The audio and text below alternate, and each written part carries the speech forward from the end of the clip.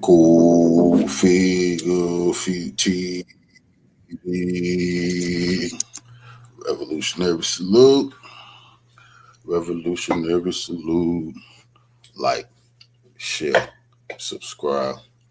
Welcome to the House of Revolution. You know I'm your humble host, the Yamin of Revolution. Justice. The search for justice continue. Justice for our brother Nolan Wells. We got some F.B.A. news y'all can use, but before we get into that, y'all should have wiped y'all feet. That means hit the like button. You in the House of Revolution. Like, share, subscribe, support the platform. Y'all salute soldier. Let's get right to the content this morning. Salute. I've never gotten more DMs, phone calls, and text messages than I did last night. My phone has been flooded with people asking me, Trent, are you the YouTuber that Bart is suing? Are you going to lose your YouTube channel? People sending me sham articles, reels from other content creators saying that Trent Out Loud is the YouTuber that's going to get sued for defamation from Bart. Well, here's the answer to that question. Bart's lawyer did say he's sending out more notices over the next couple of days, but no, I have not gotten a letter of defamation from Bart nor his legal representative. But I will tell you the content creator that did get a defamation letter, and I also will tell you the YouTuber that I think will be getting a defamation letter from Bart's attorney shortly. And when I am done breaking down defamation lawsuits with Bart, Katie, and YouTubers, I am going to give you guys some very important information from Benjamin Crump's press conference yesterday, where he gave us an update on the CETO call and what's going on with Nolan's throat. There has been a lot going on over the past 24 hours. Sit back, relax. I'll tell you everything you need to know. Then I'll hand it off to you, the Out Louders. Let me know what you think in the comment section below. Social media users, content creators, and YouTubers have been circulating a high school picture of young Bart Edmondson with a young woman, wrongfully claiming it is him and Katie McCormick, the woman Nolan Wells reportedly spent time with on the island before he went missing. And they are saying, the content creators and YouTubers are saying that Bart was the one who harmed Nolan because he was jealous that Nolan was spending time with Katie. Through his attorney, Bart Edmondson has stated that the woman in the photo is not Katie McCormick, and that he never had a relationship with her, and that he didn't even know her before July the 4th, the tragic day that Nolan Wells went missing. In reality, Edmondson was not part of the original group that left Nolan Wells behind. He arrived separately in his own boat, helped towed their distress vessel after a bilge pump failure, and he believes more than 20 people witnessed his assistance. Edmondson's family denies any involvement in Nolan's passing, notes he fully cooperated with investigators by providing boat, phone, and GPS access, plus a list of witnesses. Bart Edmondson and his lawyer have begun issuing cease and desist letters while preparing defamation lawsuits after he received credible threats. Okay, let's break all of this down. Bart and his family has retained the services of Russ Latino, a lawyer. I'm going to put up a few things here for you just to give you context before we talk about YouTubers and content creators getting sued. You'll see here this statement. I'm not going to read the whole thing. You guys could pause it if you like. I'm going to read some highlights. Russell Latino, I have been retained by the family of Bart Edmondson Jr. to pursue people defaming him with fabricated assertions of fact that are putting Bart and his family in harm's way. The family will put out a formal statement later on today, and we will announce our first defamation lawsuit, which I will show you guys in 1 second. We have hired a private investigator firm to identify and track individuals engaged in defamation against Bart and his family. That you are young, naive, or lack the resources to pay a civil judgment will not deter us from filing legal action against you. This is not about money for my client. They want to protect their family and they want to curb people who lie recklessly. If you make up something out of thin air or share something you don't know to be true, adding the word allegedly or saying people are reporting will not save you from a defamation lawsuit. Now is the time to make it very clear that we intend to be unrelenting against people who are lying online for clicks and likes. And you'll see here another statement. I'll highlight this part. The first cease and desist letter is being issued today to an online user who originated many of the falsehood against Bart Jr. This user shared pictures of our home, our resident address, land lapse, and information about our work while simultaneously falsely asserting through various videos and posts that Bart is a suspect, that he caused or contributed to Nolan's passing, or that he is involved in a cover-up in Nolan's passing. And here I have a portion of the cease and desist letter. Dear Miss Lee, I have been retained by Bart and his family. I'm from Mississippi. In response to numerous false and defamatory statements you have published on your social media channels under your control, including but not limited to Facebook, Instagram channels, etc., etc. All right, now let's move on to the person who got the first defamation cease and desist letter. Nolan Wells' friend Bart's legal team to OnlyFans model. Stop lying about me online. I find it horrible that they're highlighting the fact that she has an OnlyFans and calling her an OnlyFans model, but I digress. We all know how TMZ gets down. Here she is pictured below, and the article reads, Nolan Wells' friend, Bart Emerson Jr., is putting his new attorney to work, and the first order of business appears to be a legal threat against an OnlyFans model who is yapping about the investigation. Horrible that they said yapping. It's her own social media accounts, her own Instagram. She has a right to report or talk about it how she wants. I find the word yapping, again, TMZ placating to the other side and pushing a narrative. I'm not taking sides here. I'm not standing up for Kimberly. I'm just saying that I do not like the way that TMZ has been covering this story. I've been very open about that. Bart's lawyer, Russell Latino, fired off a cease and desist letter to social media personality Kimbra Lee Wednesday, claiming she's been pushing false and defamatory statements about Bart on her social media channels.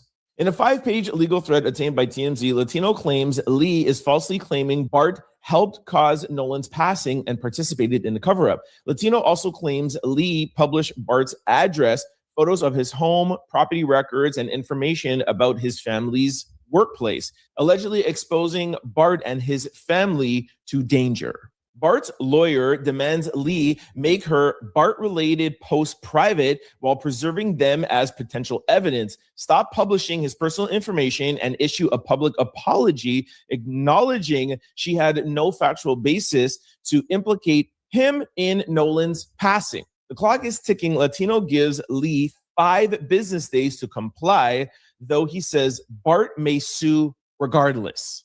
Latino says law enforcement has not identified Bart as a suspect or a person of interest, despite Lee's alleged claims. Bart's lawyer says, I love when little dogs think they are big dogs. I anticipate at least 2 more such notices going out by the end of the week. I just bought a new case of toner for my printer. Now, before we go to Kimberly's response, which is hilarious, I just want to highlight something about Russell Latino that I found out.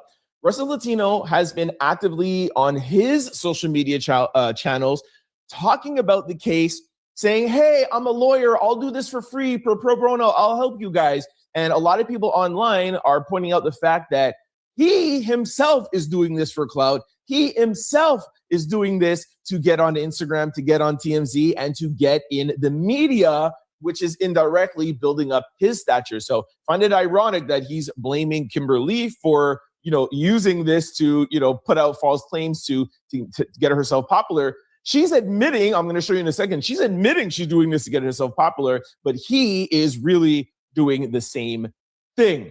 You can argue that she's doing something illegal and he's doing something legal, but just want to point that out. Now, I am going to play a very quick clip of Russell Latino on Chris Cuomo, and you're going to see him taking interviews, putting his name in the spotlight, and then we'll go over to Kimberly's hilarious response. So yeah, people are just fabricating things wildly.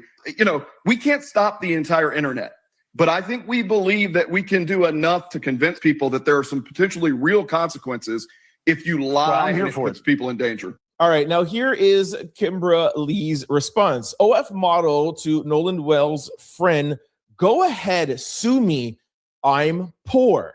The OF model, who is on the receiving end of a cease and desist letter from Nolan Wells' friends, has a message for him. Bring it on. Kimberly just responded to Bart Edmondson Jr.'s legal threats and pretty much laughed in his face. The way Kimbra sees it is a potential lawsuit from Nolan's friend is only going to boost her profile, and he's not going to squeeze any money out of her.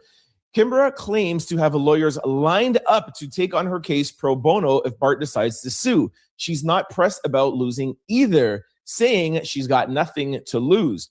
As you know, Bart lawyered up after a photo went viral of him and a woman the internet is trying to link to Nolan's passing.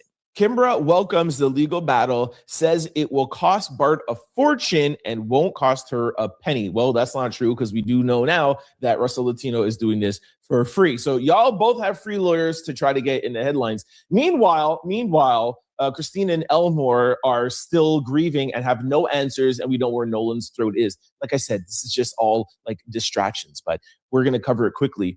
I am going to play Kimberly's response to Harvey, TMZ, and the lawyer. And then I'm going to let you know about the YouTuber who I suspect may be on the receiving end of a defamation letter soon. You want to sue me? Let me tell you how it's going to go. Come here, let me put my glasses on. All right.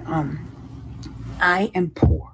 I have nothing. I don't own anything. You can't put a lien on property. I have nothing. Okay. So you're going to first have to prove that what I'm saying is false. Okay. Then it's going to cost you so much money. I got free lawyers. You know how many lawyers have been hitting me up, like begging to take the case because they know the publicity. Here's what you don't understand. You suing me. Oh, that makes everybody feel bad for me. Let's say you win. Okay, I'll claim bankruptcy. Maybe I claim bankruptcy, 4 or 5 times, and I could be president one day.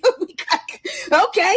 And just like that, my name's all over the press. I'm getting free publicity that's being paid for by their lawyer money. Can I get a big owl? Can I get a big owl something? I'm about to be able to eat steak and lobster, baby. All right, let's talk about YouTubers now, colleagues of mine. I'm going to handle this as best as I can. I kind of alluded to this yesterday a little, beat it around the bush. But now I'll try to talk about it a little bit more directly. There is a YouTuber out there. She is a Black female YouTuber. I know her very, very well. Good friend of mine. And she made a video. I'm not going to say her name, just going to be clear from the jump.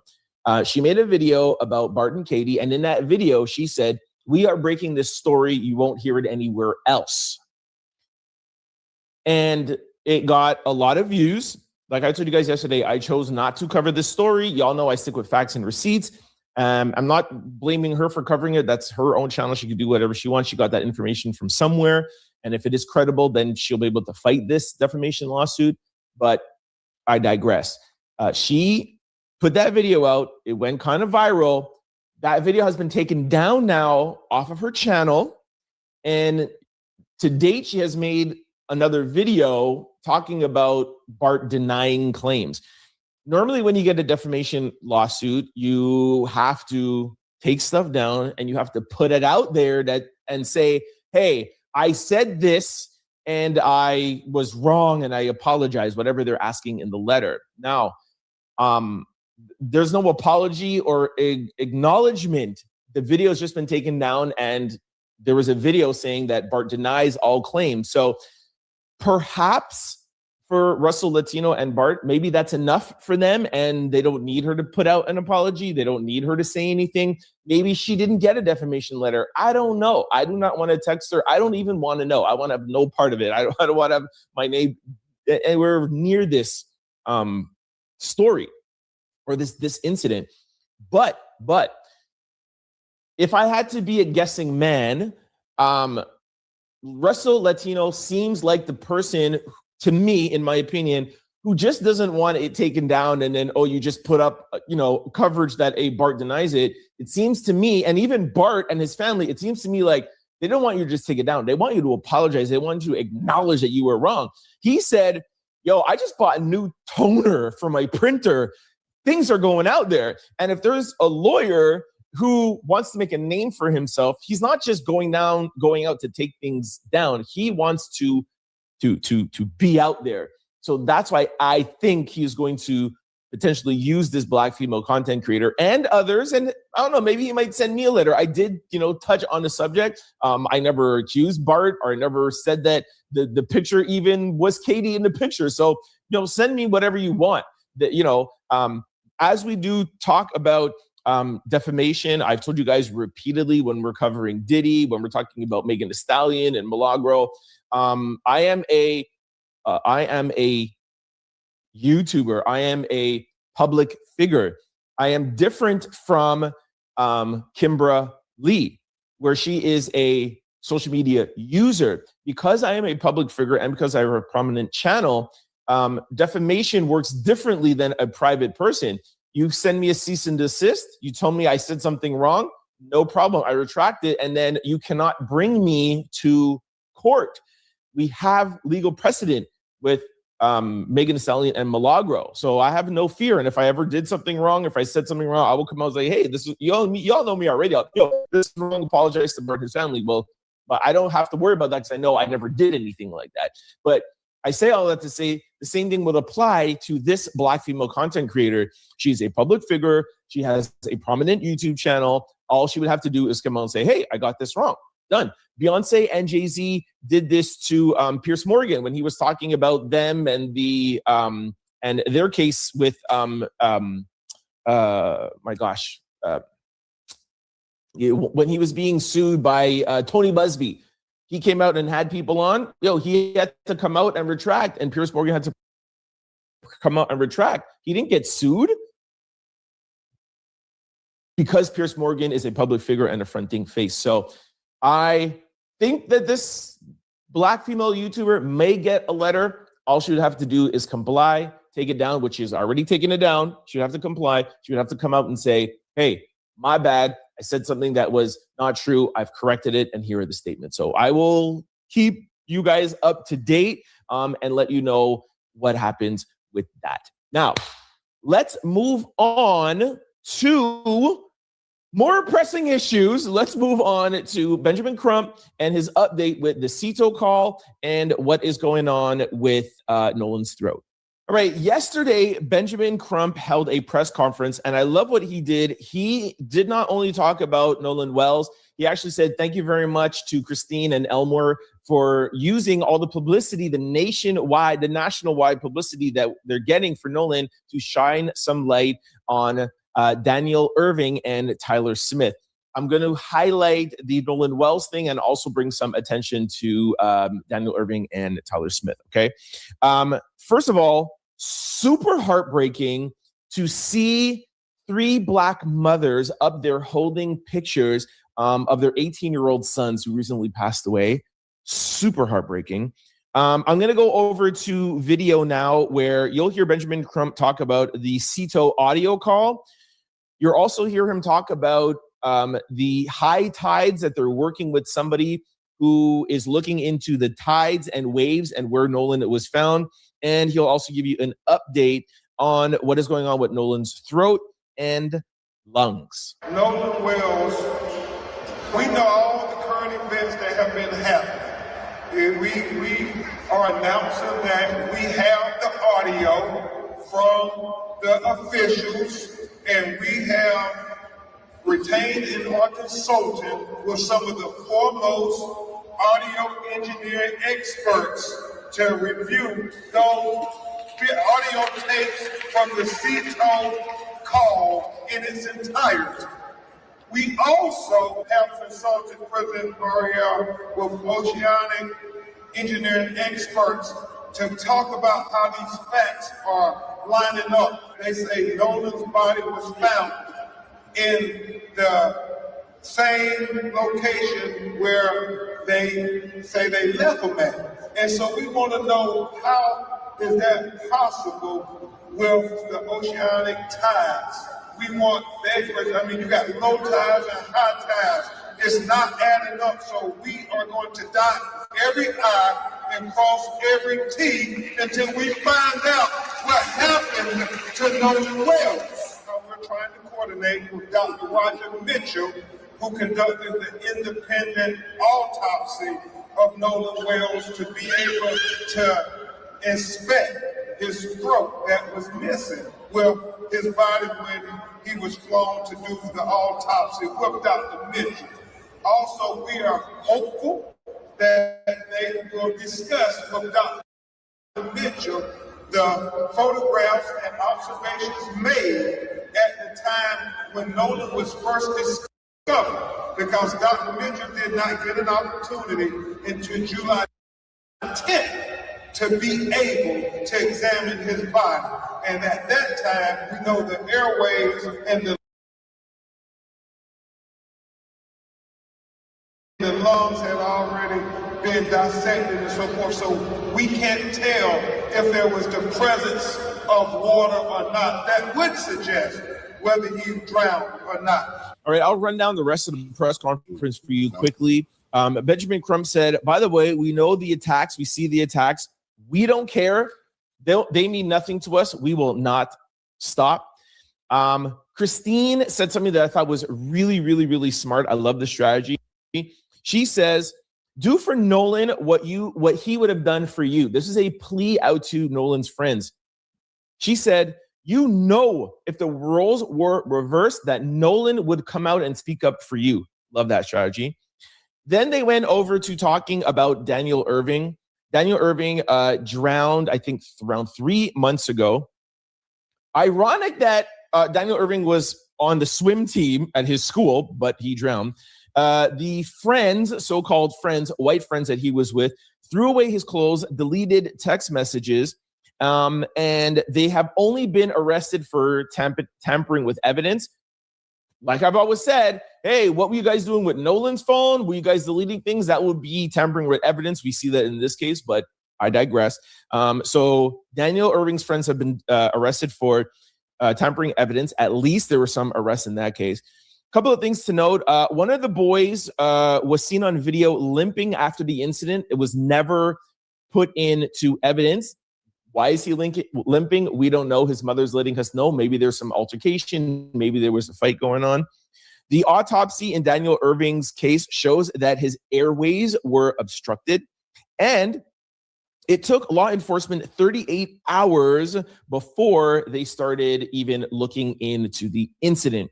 Benjamin Crump went ahead and thanked Christine, like I said, for sharing their platform and their national attention.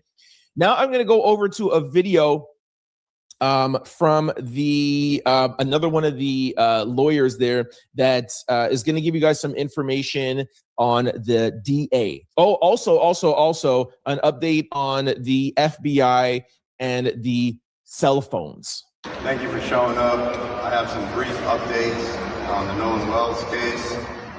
We have been working with the district attorney. We've gotten a letter back yesterday, and she's willing to listen to some of the evidence we have, although we're having to still discuss her giving us back evidence, and that's something that we will see. The phones, not just our clients' phones, but the other phones that are involved in this situation, we are trying to coordinate and have come to a tentative agreement with the district attorney to go ahead and have them investigated together jointly with our experts as well as their experts. And I believe, if I'm not speaking out here in the F.B.A. is going to also be present there. And that's going to show a lot of stuff that we haven't seen. Christine then took the stage and said, it's been 27 days. This is the most difficult time in her life. Nolan was a God-fearing child. He loved everybody. He never excluded anybody. He wanted to make everybody happy. He would have been your biggest cheerleader. Please come forward. We will not rest until we get answers. And every single thing else that's going on is a distraction. These distractions will not work. We will stay focused. Elmore, Nolan's dad, stepped up and he cleared his throat. Every time he speaks, he is more emotional than Christine. Not saying that means anything. We're all grieved differently, but you could just see the pain in that man's heart. He said that this was the biggest challenge that he's ever had to face. He mumbled some words and said, excuse me, it's hard for him to talk. He says, if you are Nolan's real friend, please come forward. He said, I will not tolerate the disrespect to my wife and my family. It's a man standing up for his wife. I love that. He said, where is the empathy? We are a country filled with all races. He wants us all to come together. And he said that he wants help for these families, the other families on the stage with him, Daniel Irving and Tyler Smith. Then he cried a little. Benjamin Crump got it again and spoke. And he said that the negative reviews that are going on with Christine at her work, which we already told you guys, he said this is sick. So it's not going to distract us, but it is really, really ridiculous what he sees that is going on. And that is the summary of the press conference. As I'm recording right now, we have some information on the autopsy being allegedly completed. Once I'm done with this video, I'm going to give you guys another video and give you guys my thoughts and some inside information of what's going on. The autopsy has been completed. The details haven't been released, but y'all know I have some inside information. So stay tuned for that next video with the completed state autopsy from Turner. Y'all know we don't trust her. Woo! All right, that is it. You can never say that I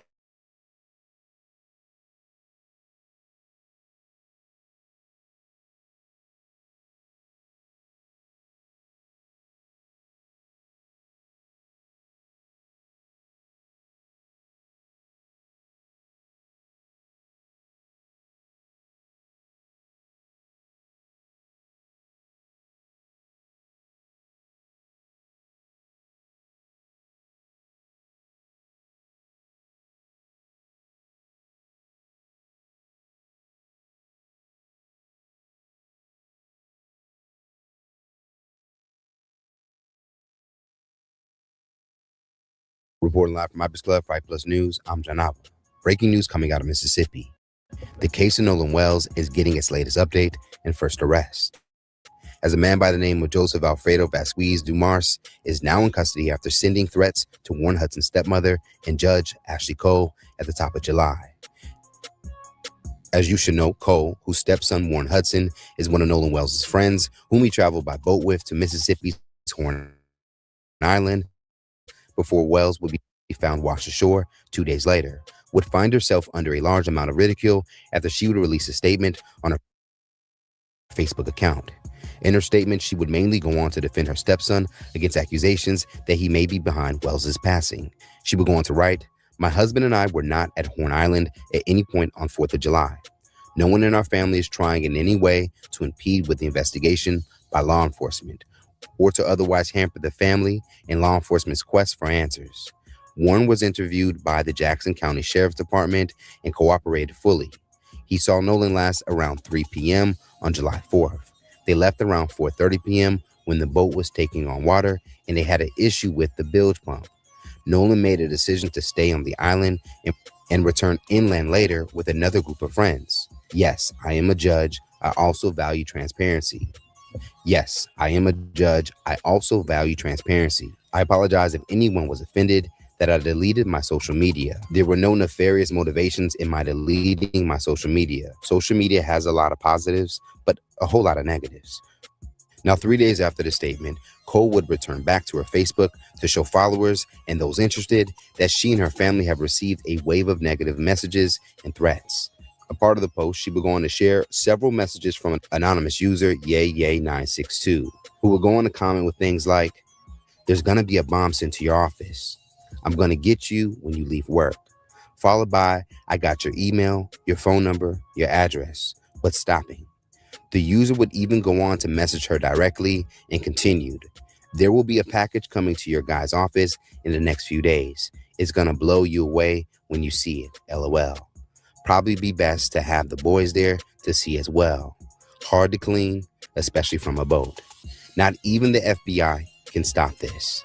Fast forward to today, it appears that the FBI would stop the user and would end up tracking down Joseph Dumars in Sacramento, California.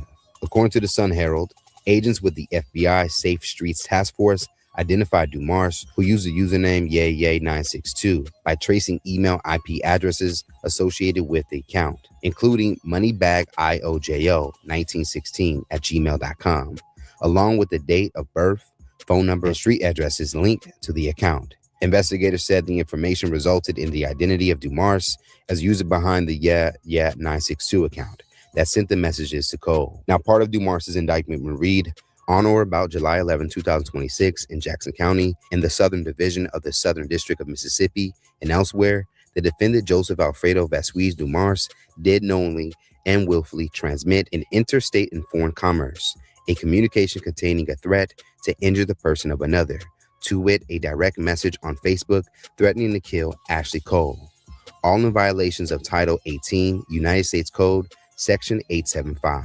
Now, according to those same documents, Dumars now faces up to 5 years in prison, a fine up to $250,000, and up to 3 years of supervision upon release for the federal charge of interstate transmission of a threatening communication. Now, in relation to Dumars seemingly being the first arrest connected to this case, we have to note that this arrest now takes place as many are demanding that an arrest actually be made directly connected to the suspicious death of Wells. Several days ago, following the release of the audio from the CETO emergency call that his friends would make that day, appeared to capture what some felt was incriminating. The audio itself is now being investigated by Wells' team and family. And at this point, we are watching a whole community cover up what really happened to Nolan Wells. From the captain to the grandpa to the little boy, the dispatch lady, you heard all that shit going on in the background. Yes, you was kind of concerned or whatever because you like something really going on because you heard what the people saying in the background. So that had you on high alert. So you was trying to figure out, let me get somebody out here. But at the same time, the man, how you get the granddaddy phone number, how you knew his number, and how he knew to call you personally, but you don't know if he's one of y'all clients or not. Y'all was trying to do that shit under the rug. The little boy panicked and called the real people who he needed to call. That's how he got the dispatch lady on the phone. Now you want to talk to the grandson under the covers. Lock all they ass up, from the granddaddy, the kids, them hoes that was on that damn boat, because they had girls on the boat too. We ain't know that. Lock all their ass, the whole damn community. Lock them up. And why y'all just not saying something? Come on now. If the theory is that we don't care about what happened to Nolan because he was drinking or on cocaine, then what needs to happen is every adult on that island that was there, including the ones who are driving the boats and tugging and this, that, and the third and all this other stuff, needs to be arrested for the contributing of the delinquency of a minor. And I'm sure that there were kids who were under the age of 18 who were on that island who probably was also participating. So since we're gonna make it seem like Nolan is the only one doing illegal activities, since the headlines want to come out, arrest every fucking body who was on the island doing the fucking drugs. Now, as reported here, one of his friends accused, Bart Edmiston, whose name can be heard yelled on the emergency calls audio, has now hired his own attorney to push back against any claims that he's behind Wells' death. During a new episode of News Nation, Edmiston's attorney, Russell Latino, would dispute versions of the audio that would go viral and claim that what people were hearing was doctored along with an inaccurate transcript. An alleged enhanced audio of the CETO call that purports to have a background conversation that is suggested sounds like people explaining the murder of Nolan. The word Bart is in there, and I know real people with real platforms are pointing the finger at your client. Yeah, so we don't see any legitimacy in a doctored transcript or a doctored audio that comes with a transcript, which is a nice psychological sort of game that people play with garbled audio. So yeah, people are just fabricating things wildly. And the consequence of that is that you've got people who are in legitimate fear for their lives. Our viewpoint is not, we can't stop the entire internet. My client's role was to help drain water off of a boat that reported it being in distress. There were 20 plus people separated between those two boats. All of them saw what he did. All of them saw what did and didn't happen. There were two credible witnesses at least that saw Nolan Wells on Horn Island an hour and a half after those two boats left. Now, as far as Warren Hudson and his family, his father, who is the husband of Ashley Cole, would announce that he is now putting up a $50,000 reward for any information that leads to an arrest and conviction of anyone that could be responsible with the death of Nolan Wells. It was announced on Thursday that state officials in Mississippi have also finally completed Wells's first autopsy, conducted on July 7th, but it will remain private in preparation for the district attorney to present evidence to a grand jury. Wells's family and family attorney Benjamin Crump has also yet to see those results. Let's talk about it more in the comments below. How do you feel about this recent arrest and the FBI's ability to track down the person? Does it feel promising that they will also have the ability to capture all digital signs that can lead them to any potential suspects in the mysterious death of Nolan Wells?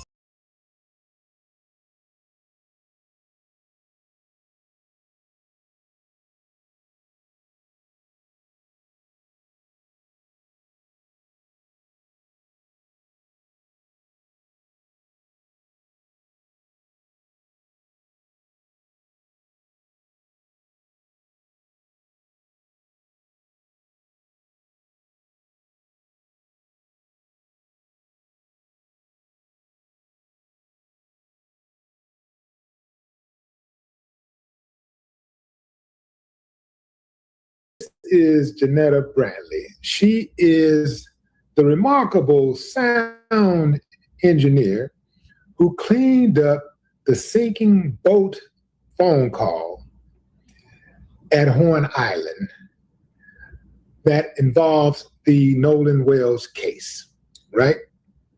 Now, you would think that she would be praised for her efforts, right? Because we're all trying to figure this out. We heard words like, is he dead? We heard that very clearly.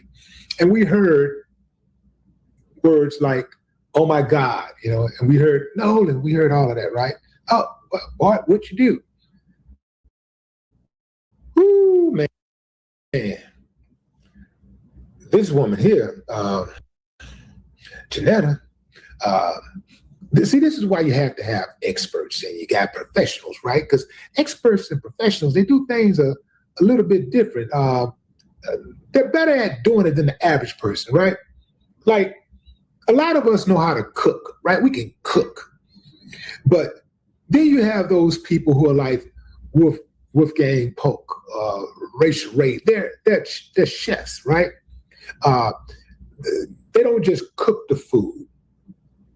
They understand texture, presentation, flavor. They understand these things and they can taste something and tell you what continent the ingredient came from. See? And so insert Janetta Brantley. Janetta Brantley is a sound engineer, a professional audio expert. She did what nobody else bothered to do. Now, we know that our government got the resource to do this if they wanted to, but they didn't do it for whatever reason. Or maybe they did and they were just withholding their findings until they presented their entire case, right? Perhaps. Well, Janetta didn't wait. She went ahead and she extracted the background noise from the audio call. From that phone call, she extracted all of the background noise so that we could only hear what the people were saying that was on that boat.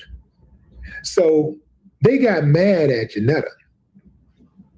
So they started trying to dox her and, they getting online, threatening her. They're trying to undermine her profession. They're just really attacking her, right? Which lets you know that there's something to hide there, right? And here's the thing. If you're thinking Nolan Wells' friends are so good, why aren't any of them defending her? No, none of them are saying, hey, lay off. The police ain't even saying, hey, lay off.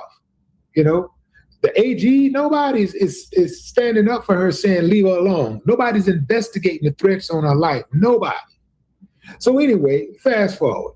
One of the friends' lawyer went on Chris Cuomo's show and tried to discredit her. He's like, oh yeah, it's the doctored. We're not paying attention to that. It's the audio is doctored. It's doctored and da da da da. She played a clip she played a clip of him saying that, and then she played this.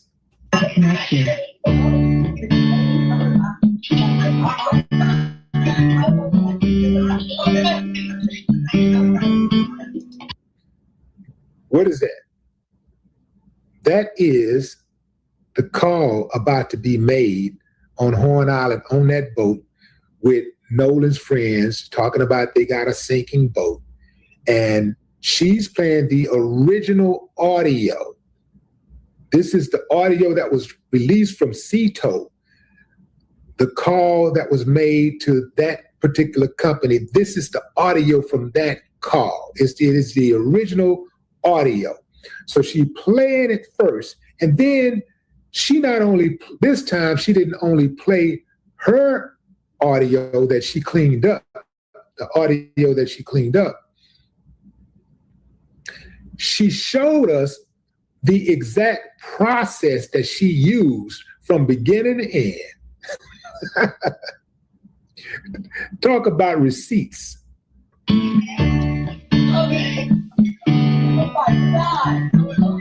CETO Assistant, Vicky speaking. How can I help you? Hey, we're at the west tip of Horn, and our bilge pump stopped working. We're sinking. Can y'all please come? We have a membership. All right, of course. How far is the water coming up, sir? Can you give me a description? Ankles? Hello? Hey. Yes. How far is the water coming up, sir? It's coming up.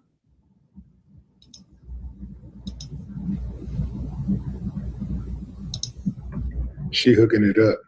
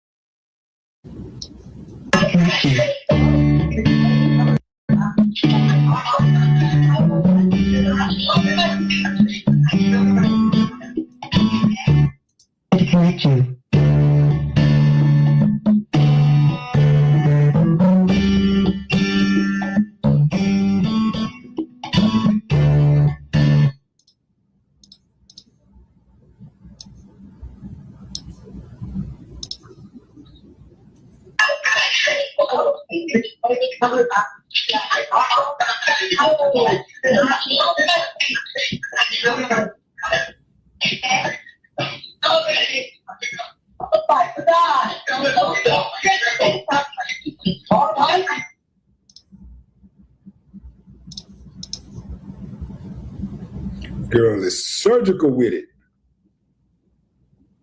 Don't play the whole video, fam. No cuts.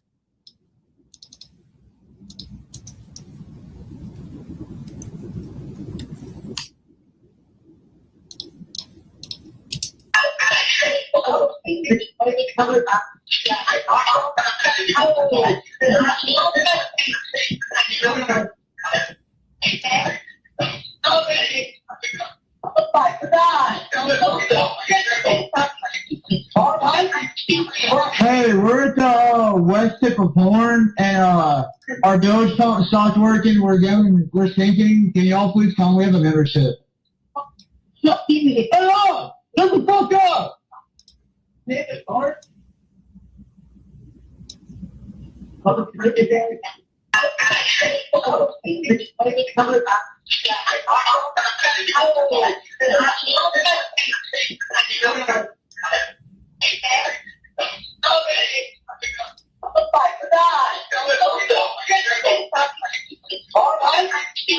Hey, we're at the west tip of Horn, and our village pump stopped working. We're sinking. Can y'all please come? We have a membership. Hey, up! Shut the fuck up!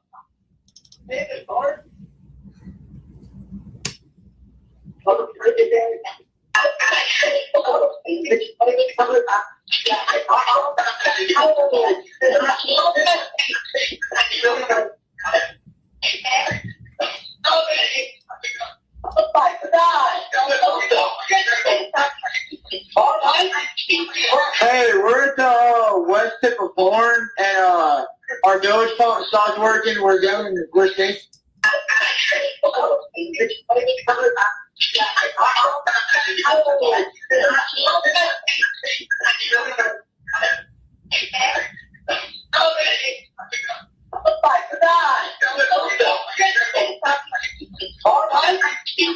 Hey, we're at the west tip of Horn, and our village pump stopped working. We're sinking. Can y'all please come? We have a membership. Hey, up! Shut the fuck up! Hey,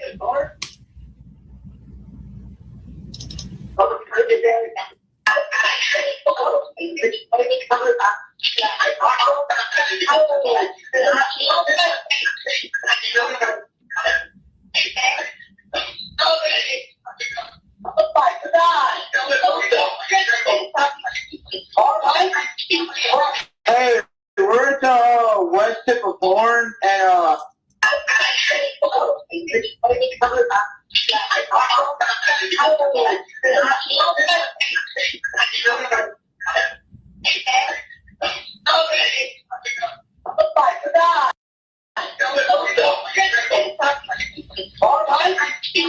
Hey, we're at the west tip of Horn, and our village pump stopped working. We're sinking. Can y'all please come? We have a membership.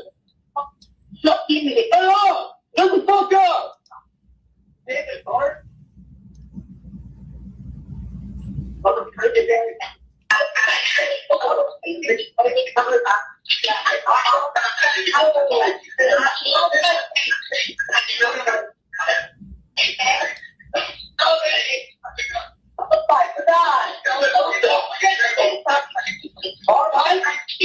Hey, we're at the west tip of Horn, and our village pump stopped working. We're sinking. Can y'all please come? We have a membership. Hey, up! Shut the fuck up!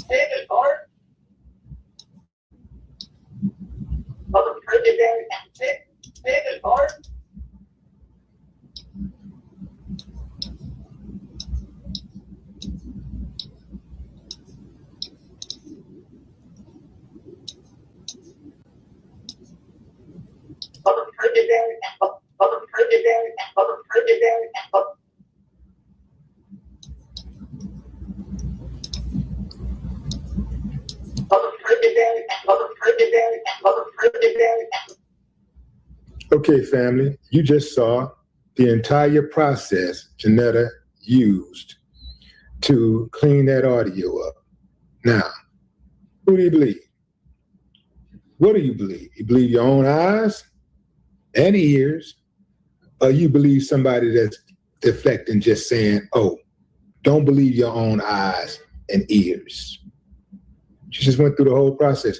Somebody who was participating in some type of nefarious act would not have done that. They wouldn't have went through all of that trouble, especially knowing that if that audio was manipulated in any way, that they would be found out. And the way that the authorities are coming at anybody and everybody that is not against the Wells family, they could be setting themselves up for some type of criminal charges and civil liabilities. I don't think she would do that to herself. She knows what she's up against. That's why she was so transparent. That's why she was so forthcoming with how she, with her process. She knows what she's up against. She's up against a nation of uncivilized mutts. Yeah, who uses the DARVO strategy. The DARVO is an acronym for deny, attack, deny, attack, reverse victim, and offender. So what that means is that this is a method that people will use when they are trying to circumvent bad behavior. So what they do is they turn it around and then they gaslight the next person and blame them. They blame the accuser and make the accuser appear to be the bad guy instead of them. And they do it very well. I mean, it's like it's on automatic. Every single time something happens, they create chaos and then play the victim. They do it so effortlessly. Yeah. So I absolutely believe this audio. I believe my eyes. I believe my ears. And I believe that the reason why they're being so dismissive is because Janetta is a Black woman. And they don't want to give a Black woman the credit for busting this thing wide open. Yeah, especially something like this, talking about engineering, technical stuff. They don't want to admit that a Black woman beat everybody else out. They don't want to admit that. You see, if they did that, if they recognized her work, then they'd have to recognize perhaps that they had it all wrong about a Black woman's technical capabilities. Yeah, I know you, man. I know you. I studied you. Yeah. But what say you, fam? Drop a comment. I'd love to hear your thoughts. No more talk.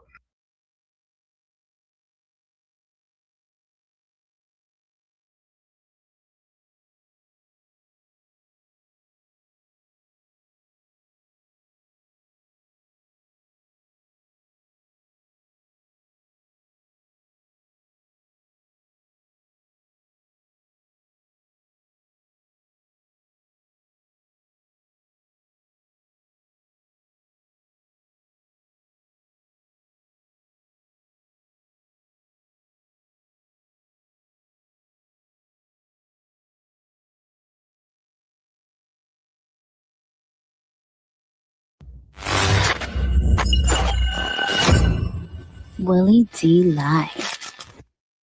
What's up, family? Some of y'all won't like this, but I'll take my chances. Question: can Nancy Grace be trusted with the Nolan Wells case? That's what I want to know, fam.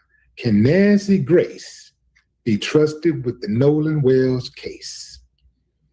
Now, I know what you're thinking. Oh, man, Nancy is covering the case, man. What you mean, can she be trusted? Yeah, I see her. I see her covering it. And I'm going to tell you something, fam, straight up. I'm thankful for anybody who's bringing attention to this case, just asking questions. And that's what she's doing. She's asking questions. That's important.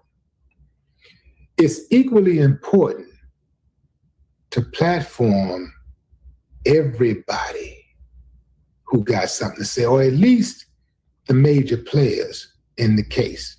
if you got access to them and they're willing to come on your show. This woman right here, that's Janetta Brantley. She is the sound engineer who extracted the background noise from the sinking boat call. She is the one that made it possible for the world to hear what was happening in the background on that phone call. Now, Nancy Grace, she's invited Officer Race Batum Tatum on her show. She's had him on the show. She's had all kinds of other experts on the show. I would submit to you that Janetta is an expert. Why is she not on the show if you got access to all these other people being on the show? She's not difficult to get in contact with. She has been speaking on some other shows. So why hasn't she platformed it? I mean, she has a huge platform. Right now, it's all hands on deck. So I'm grateful for any support of Nolan Wells. Having said that, I am extremely suspicious of Nancy Grace because of her record. I mean, she has a record of going against the grain in regards to Black people. Yeah, the way that she was so against O.J. Simpson, and you can say, well, you know, it's O.J. Simpson. Yeah, man, let's find another hill to die on. Okay, what about Carmelo Anthony? It's a lot of y'all who support Carmelo Anthony or who supported Carmelo Anthony are all in these comments, all on social media talking about Auntie Nancy, Auntie Nancy. Really, is that easy to get into the family, huh? Is that easy to get invited to the cook-off, huh? All it takes is for one prominent white person to come out of the woodworks and say something nice, and all of a sudden, they straight in. Don't work like that over here. Nah, man, nah. Because she made it hard on Carmelo Anthony. She was one of the ones leading the charge for convicting Carmelo Anthony. She's the one crying and going on twins because she got twins of her own, even though it's a boy and a girl. She spoke to how close twins are and how devastating that must have been for the twin. And she was talking about how good. She actually called Austin Metcalf beloved. By who? If you let the kids in the community tell it, let the students tell it, he was a terror. He was a bully, a classic bully. But Nancy skipped right over that. She just went in on Carmelo every chance she got. Even when he was convicted and given 35 years, she doubled down on her angst towards him. So yeah, I'm not feeling that. I got to keep that in mind when I hear her reporting on things like this. Because I know Nancy Grace from always over-reporting about a missing white girl or woman. You know, that was a big thing with her. She'll talk about the same missing white female for an entire year. She ain't the only one. A lot of those news networks, a lot of the cable networks would get a hard time for reporting what is called missing white woman syndrome. This is where when these news outlets are criticized for disproportionately airing cases that involve missing white females as opposed to people of color or even men. And Nancy is part of that. Like, there ain't a whole lot of missing Black girls out there, Black females out there, or there aren't missing Black men out there. Yeah. And she's had a long time to correct it.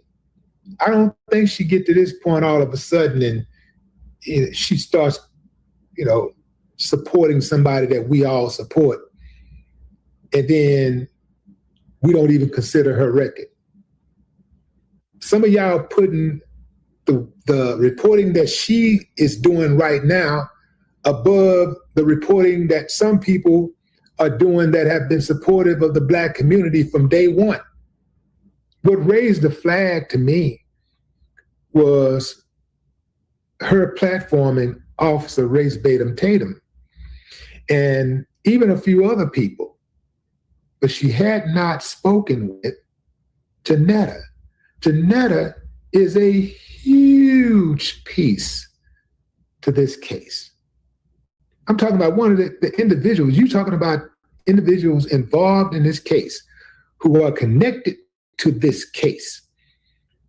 She's not a hired gun. Nobody stroked her check to get involved, to even get her opinion. She was doing exactly what the rest, millions of others were doing. The rest of us were doing was just spectating, right?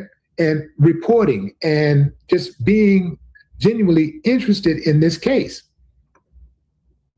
And she decided, because she has the background and the knowledge to take it a step further, curiosity got the best of her, and she decided to put that audio into a software and figure out what was being said on that phone call. She has given clarity to millions. Hopefully, she's given some evidence to law enforcement. It just seems to me that in this particular case, I don't see any steps, any progressive steps that law enforcement has made. It seems like every time some evidence is discovered, every time there's any type of break in the case, it's the people doing the work. It's the people, the citizens, doing the work of law enforcement, starting with the mama and the daddy. They went out there on a boat before the Coast Guard got out. The Coast Guard started searching for the body. Before the police could go out on a boat and search for the body. The father went out there with his friend, searching for his son. The father went and retrieved his car keys. The mother retrieved his phone. Not law enforcement. Law enforcement has not told us anything so far. They usually, fam, I know you can't. Investigators ain't used to telling the family everything, and they damn sure ain't used to telling the public everything. But they try to give us a little hope, right? They tell us a little stuff like we know who's involved. We're talking. We have some suspects. We don't want to reveal who those names are right now. They say stuff like that, to try to give the public some hope and put us at ease, because they don't want the public to be spooked, knowing that there are some potential killers out there. They ain't did nothing. They ain't said nothing. Oh, let me take that back. I don't want to lie like some of them been doing. The sheriff, day one, without any investigation, without any examination of the body, no autopsy report, no eyewitness, we don't expect foul play. He was very quick to say that. And they're oftentimes quick to say that in cases involving Black people being dead and white people being suspicious of killing them. People being suspected of killing them. They are quick to say, we don't suspect foul play. When's the last time in those circumstances have you heard the police say, we suspect foul play and we're going to get to the bottom of it? It doesn't happen. I wonder why. So And I'm gonna say, you know what? Since I'm here, because I was trying not to say nothing about Nancy Grace, I'm just, thankful that she, offering a platform to talk about the case, bring awareness to the case, and that's good. I wasn't gonna say anything, but I'm on it now, man. I'm on it. I didn't like the way she handled Secret Service Sam. I didn't like that. She was very rude and dismissive for no reason whatsoever. I did not like that. You do not have to be rude. Look, to be kind don't cost a dime. And she seems like she goes out of her way to be rude. I don't know if it's that, woman working in a man's world and, she trying to prove that she's tough and she belongs and she can, be as, aggressive and, as any male counterpart. I don't know if that's the case. But I am saying that I'm watching her and I'm checking. And I'm going to see how far she go before she get off the brakes. Because I suspect that she's not going to see this thing all the way through. I suspect. Secret Service Sam has been an asset to information, discovery, awareness for this case. He should be respected. He should be applauded for his efforts. Not condemned, not dismissed, not marginalized. I didn't appreciate that. I didn't appreciate that at all. When people come to my platform, I like to make them feel at home. I go out of my way to make them feel at home. I don't try to get them on the platform and ambush them and all that kind of stuff. That ain't my style. I'd rather not even talk to them at all. Right? But she got a different style, and that style works for her. But I didn't think that was cool how she handled. I don't think that was cool how she handled Secret Service Sam. Now, to be kind of fair, she did give Officer Tatum the business, but not as much as she should have. And even with that, he was minding like a nice little old puppy. He had his head down. Yes, ma'am. That's fair. All that. He was so obedient. She didn't have to be aggressive with him. She just challenged him on something. He was like, with no arguing, was no raising the voice. None of that. None of that high-pitched girl stuff that he do sometimes. None of that. None of that. I wonder what that's Massa. Massa speak. Coconuts bow down. But what say you, fam? Drop a comment. I'd love to hear your thoughts.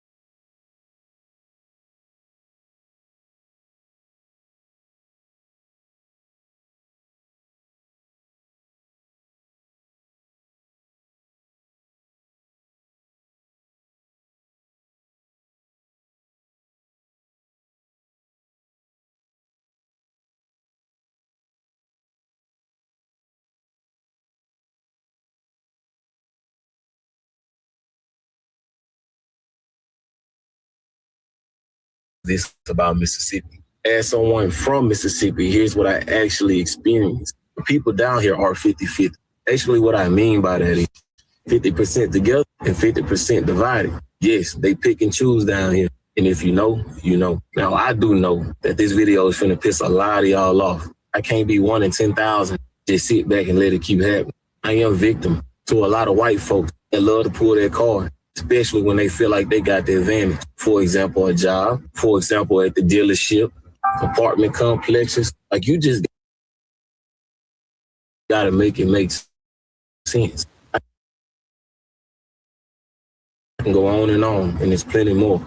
Message that I'm trying to get through is Mississippi is not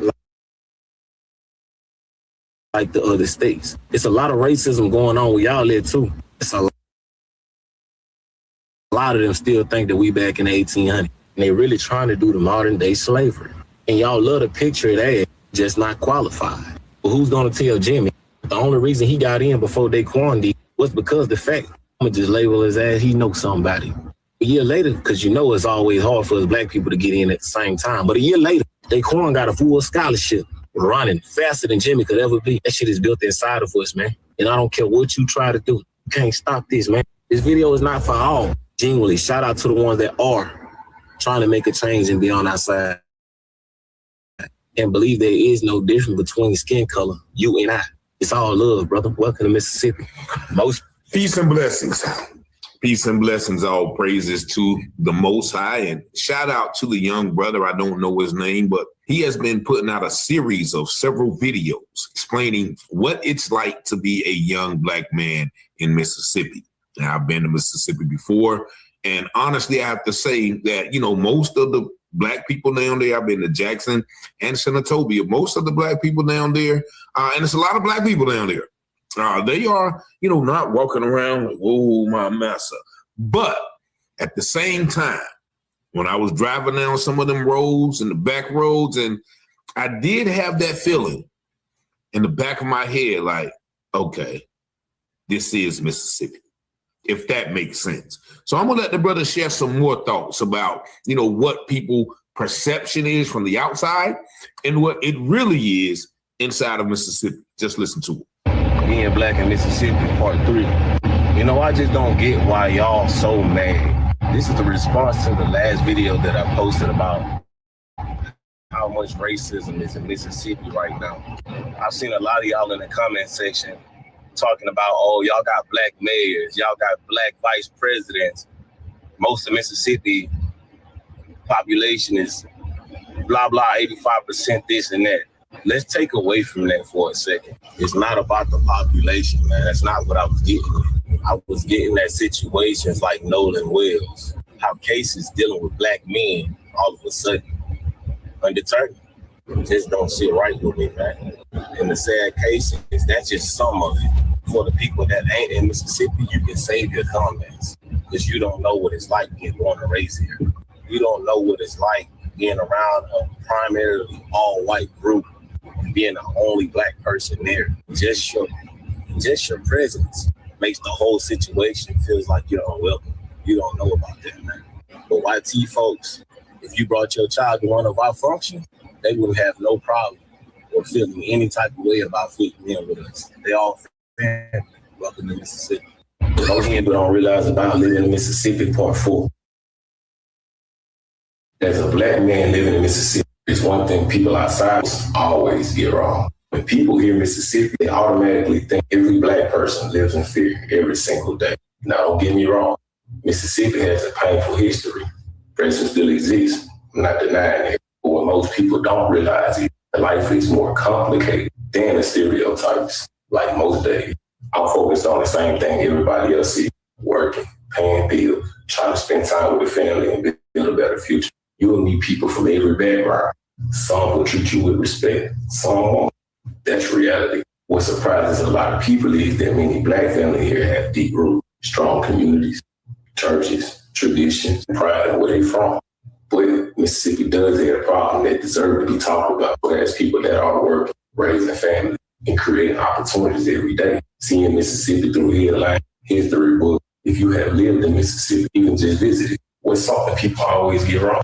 They don't know what it's like, man. Most people don't realize this about Mississippi or even realize what it's like being black. You want to know why they hate us so bad? Because we just better in all aspects. Sports, music, art, the way we wear our hair, the fashion. They just hate to see us in the spotlight. Their biggest fear is a black man walking in the room and all the attention shifts to him. And it's not so much of, who is this guy? They want to know how. And then they try to find out what they could do to stop it. Nolan Wells, he was the spotlight. And I don't care what you say. You can get mad. You can stay in the comment section. But they took away his spotlight. They didn't want him to be great. They didn't like the aura that he carried. We're just naturally good at everything. And here's the sad thing. We're not trying to do that. We're just being ourselves. And how can y'all have so much hate for somebody that's just being themselves? One thing about it, you might hear a lot about a black person killing a black person, but what you don't understand, push come to shove, forbid something bad happen, I guarantee you the black community will stand up. Just like y'all thought the black community wouldn't stand up on this case with Nolan Wells. We ain't letting it go. Not gonna let it go. This will be history. Your kids' gonna hear about it. And their kids gonna hear about it. Because we deserve that recognition. We deserve for these cases to be solved and not undetermined. Whether he did drown, you still have to hold them accountable for leaving him. And that's what we're trying to get y'all to understand. Welcome to Mississippi. Let me tell you something about Mississippi. What most people don't realize, the majority of people act like they don't see. Now, I've been posting videos on this all week about how hard black people got it down here. And if you scroll through the comments, you will see a lot of people saying, well, why don't you just leave? Why don't you just get your stuff up and go? See, here's the thing. A lot of us was born and raised in Mississippi. And the sad truth is all we know is Mississippi. It's like they're saying it's easier said than done.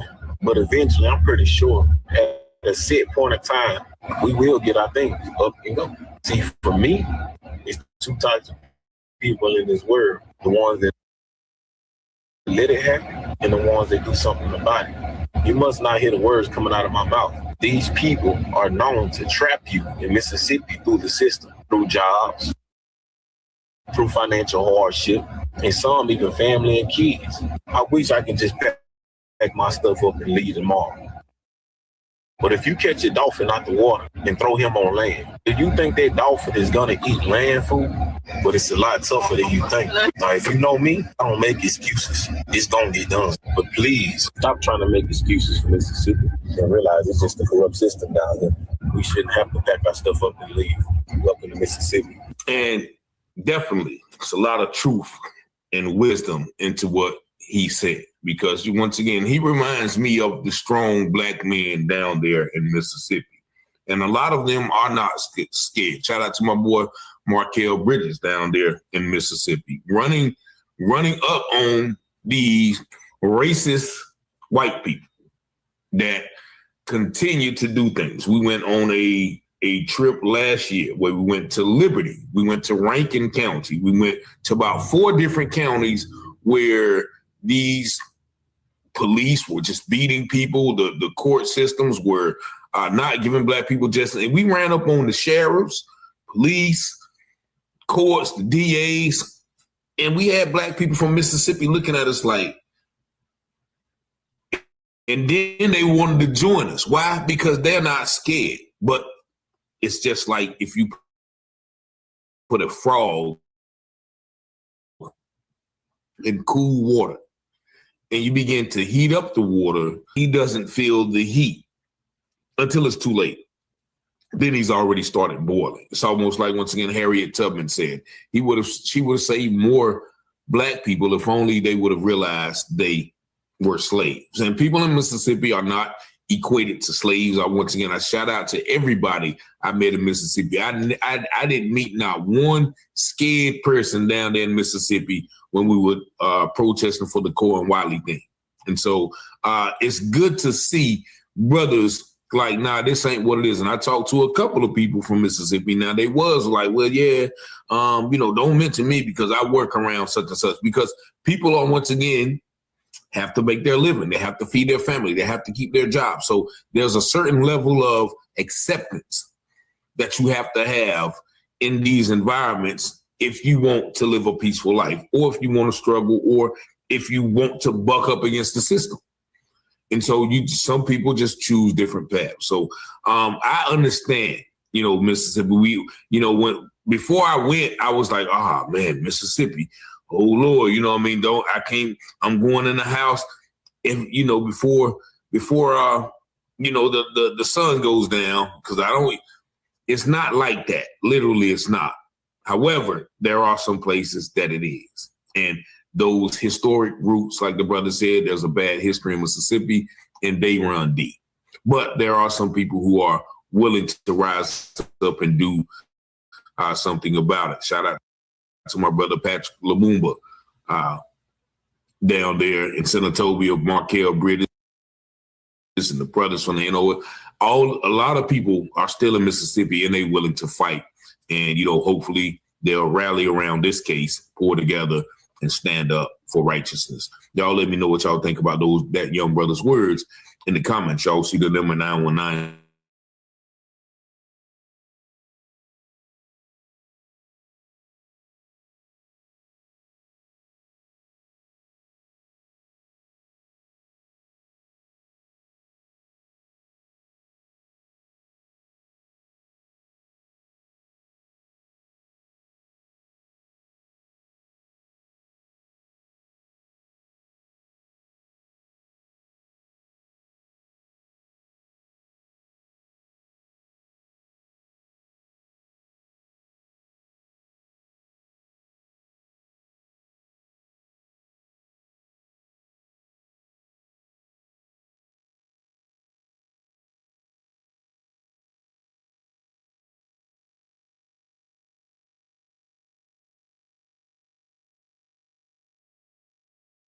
I just got off work. I'm in my thinking chair.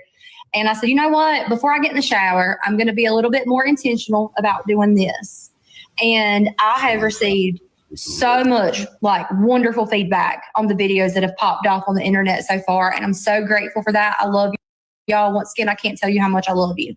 But there are always going to be a few negative comments. And I usually don't want to address those, but the world is watching. And it would be a disservice if I did not take some of these negative comments and turn them into a teaching lesson. And there was one particular comment, I want to say his name was Brian. And it's so ironic that his name is Brian because my sperm donor's name is Brian. So we don't fucks with Brian's like that, okay?